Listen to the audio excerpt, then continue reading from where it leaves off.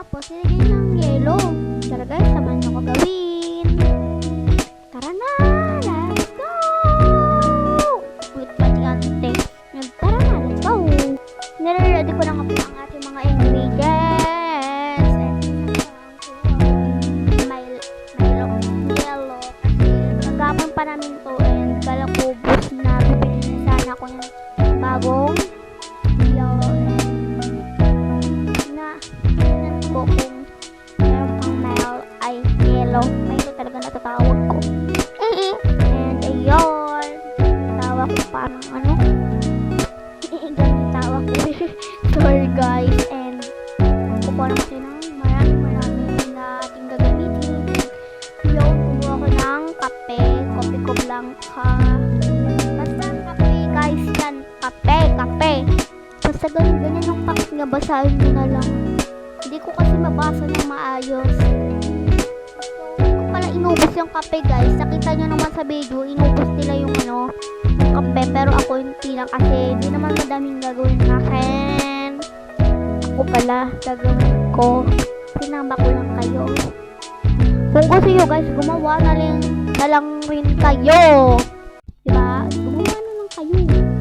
Yan, nakatulog niya tayo and naka-telescope na ganon. Tapos guys, gaman tayo ng Milo and ay i-ready ko pala muna yung ating sugar.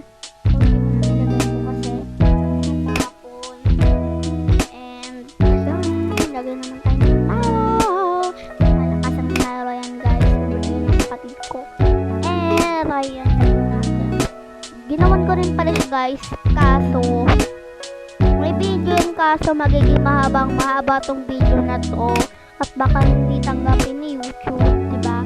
Kasi ayun, sobrang haba. And ayun, ilagay na natin. Hindi ko lang kailang sipin ilagay ko sa Milo. Ilagay naman natin tayo ng sugar.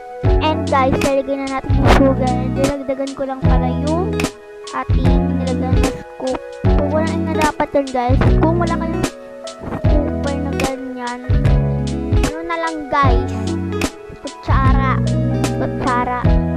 Pero guys, kalahati lang. Kung gusto damihan, okay, balang sandiyan nyo. Hindi, babalik ko muna yung aking ganyan. And next, let's go. Lagyan naman natin siya ng mga init na tubig. And kung tayo ng kutsara, hindi mawawala yung kutsara kasi ang halo natin yan guys.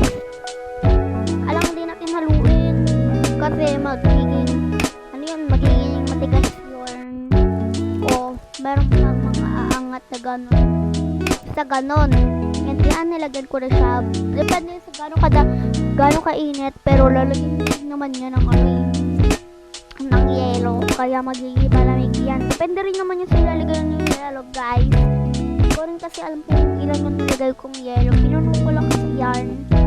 And yan, haluin na natin. At ko na nga pala siya ng yellow. Pinapidyohan kasi guys, kala ko naka-play na siya. And sabi ko, dami naman ito. At sabi ko is, hala, ang ganda talaga may nakikita kong hack. Totoo talaga. And patikman nyo natin. Guys, kaya guys, gawin nyo na itong hack na to. And yan, inom ng ako dyan kasi nasasarapan.